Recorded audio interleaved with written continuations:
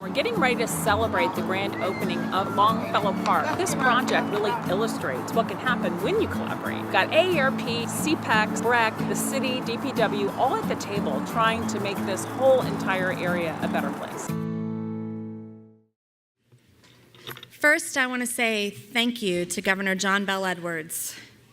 He is a strong leader and champion of the state and its people.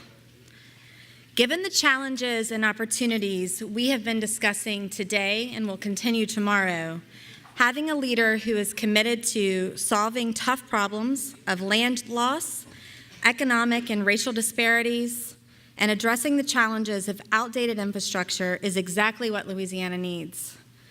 We don't have time to play politics. We need courageous leaders who will make evidence-based decisions to do what is best for our people and aren't afraid to tackle the hard realities. And he does this while instilling hope, confidence, and inspiration. A couple of examples. Governor Edwards' administration has prioritized the state's watershed management needs. And we're conducting a watershed workshop tomorrow at 10:45 with his administration, and I hope you'll join us. Governor Edwards has also made coastal protection and restoration a big part of his agenda and has led the LA Safe planning process across our coast. He's demonstrated transparency, good governance, and truly cares about the people of this state. I could go on, but I don't want to keep you from hearing from him any longer. Please join me in welcoming our Governor, John Bel Edwards.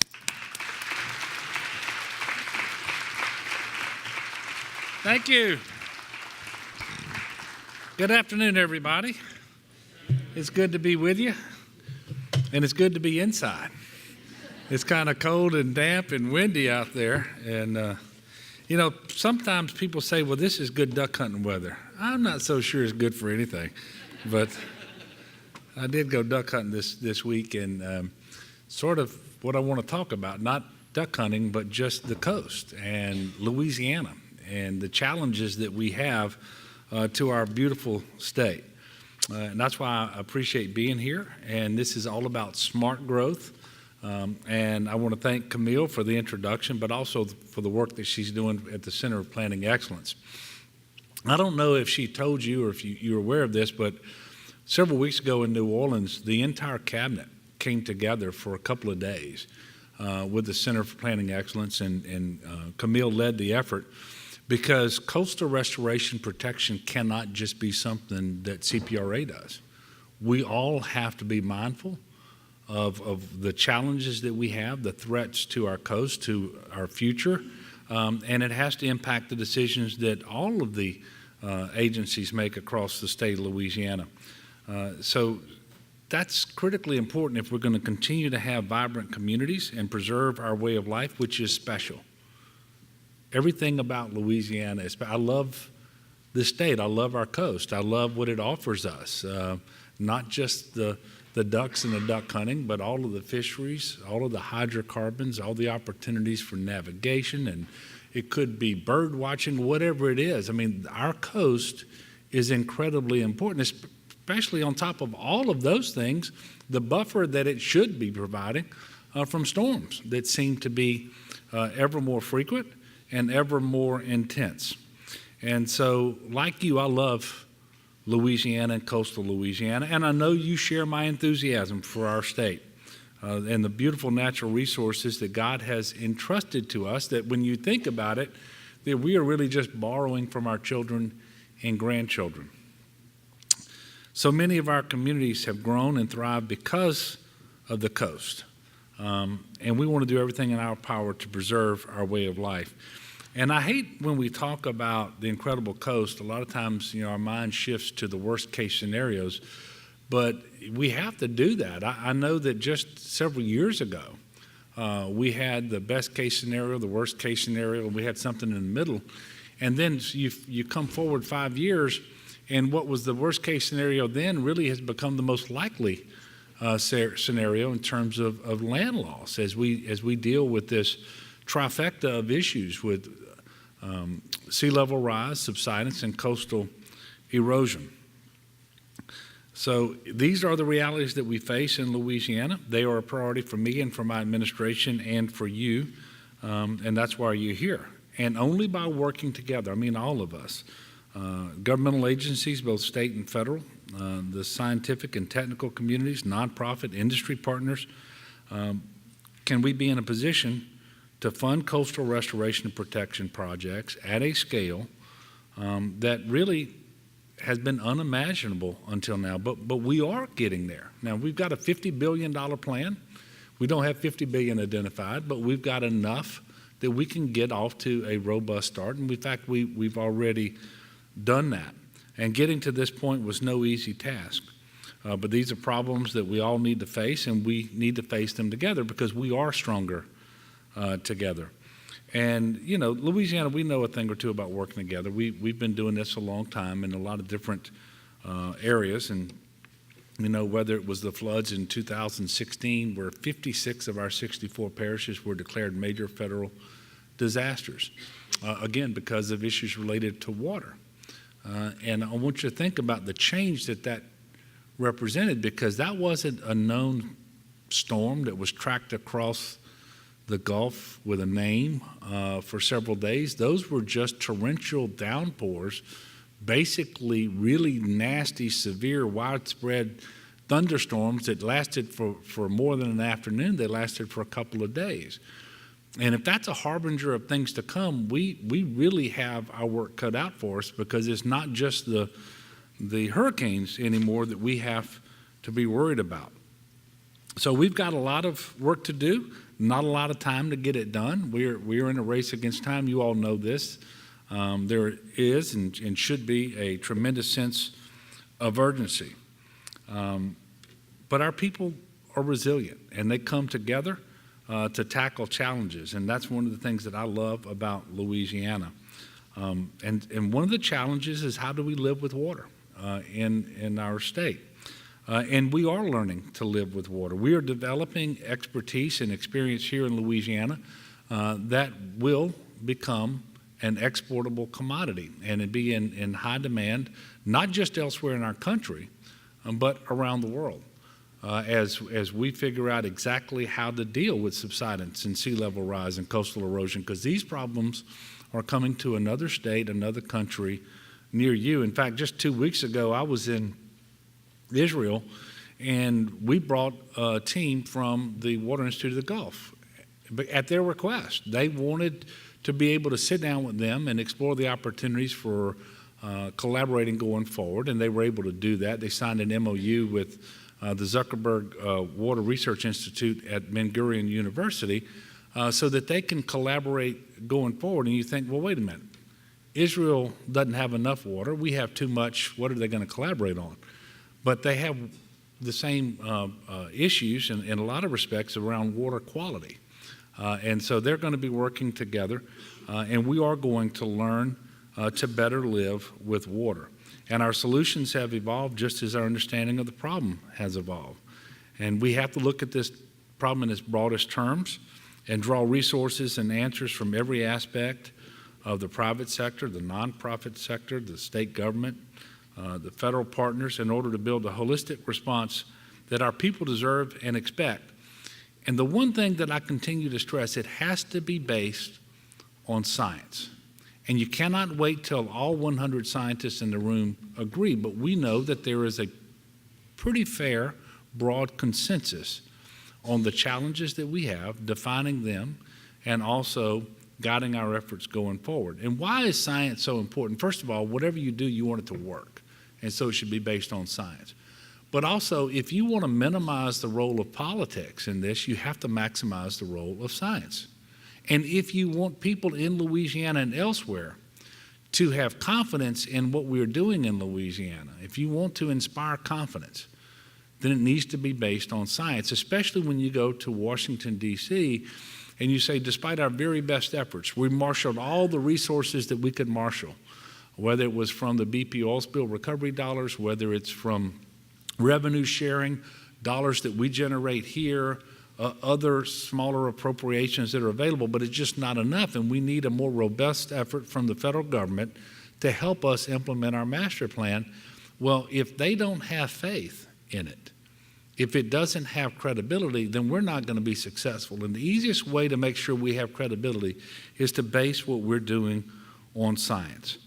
And if we do that, we can flip the script on this issue as well, from one of loss and sorrow on the one hand to opportunity and leadership on the other. And that's where we should go from here. It is my intention to set in motion, changes to the structures and processes already in place that will catalyze future transformations that will begin today, but will last for many years to come. And we're already on the road to achieving this. The CPRA board was created in 2006. There was unanimous passage of the coastal master plans in 2007, 2012, and 2017. We also have LA Safe going on, this year's creation of the Watershed Initiative that I'm very proud of, by the way, because as we recover from 2016 and those floods, and we have dollars that are available to us from the federal government, whether they are hazard mitigation grant program dollars administered by FEMA or whether they are CDBG dollars administered by HUD, if they're for the purpose of mitigating against the risk of future floods, we need to manage our response by watersheds rather than just doling out to every parish their share of the dollars so that then they undertake projects without regard to how they impact their neighboring parishes, and we don't really have the benefit, the synergistic effect that we can create if we manage it by watershed. So I'm excited about that, but it's harder. It's harder because then you have to do more studies. You have to be more deliberate. You have to get people to sit down and work together, 5, 6, 7, 8 parishes at a time. But it is worthwhile, and we will have a bigger impact on these problems going forward, and I'm convinced that we're doing things in a very smart, deliberate fashion. We actually have 5 state agencies working together under the Watershed Initiative, crisscrossing the state to talk about watershed-based floodplain management. And this initiative embodies the purpose of this summit, which is all about creating resilient communities so that we do have smart growth. We don't want to have no growth, and we don't want to have dumb growth, right? We want to have smart growth, and that's what this is about. Another important effort took place in October. My office, and I told you about this a while ago, we partnered with Center for Paneling Excellence to conduct a workshop for the entire cabinet so that we could come together to start devising new solutions that will better meet the needs of our people going into the future. And we determined that there are basically 2 sets of variables that will have the greatest impact on Louisiana's future. One is obviously environmental, and there are projections out there that pose extreme challenges for our state from an environmental point of view, and I think everyone in this room knows that. You're mindful of it. And we're going to be proactive. We're going to adapt, and we're going to think outside the box when the need arises. But again, we are going to be guided by science. But the second main set of drivers that we're going to help determine what kind of state our children and our grandchildren have, and by the way, isn't that our mission in life? Wasn't that the mission of our parents and our grandparents? We all have our mission to leave things better for our children and grandchildren than we found them. Now, generally speaking, that's always a challenge. But when you think about Louisiana, coastal Louisiana, and the threats to the coast, that is particularly challenged. But we have to ensure that we're putting our best foot forward when it comes to leadership, coordination, funding, and decision making. And again, we have to be willing to think outside the box. This is especially true when it comes to funding infrastructure, which is also a major factor in building those resilient communities.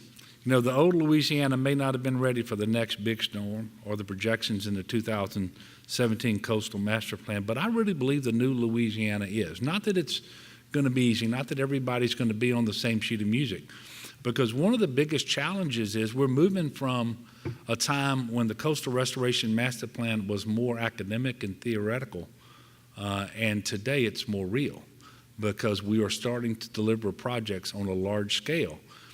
And so those dollars are being invested, earth is being turned, hopefully a coast is being created, and that will have a positive impact on the overwhelming majority of people in Louisiana, but there will be some who will be inconvenienced by it.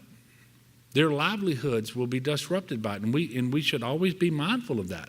And we should try to mitigate against that where we can.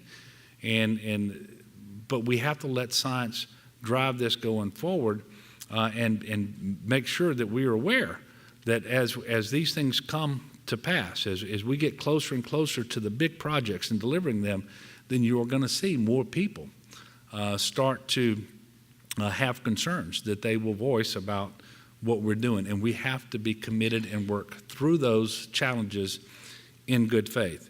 You know, with the Deepwater Horizon funding and the Go Mesa Phase 2 revenues that are now at our disposal, we will begin to implement the largest ecosystem restoration projects that this country has ever seen.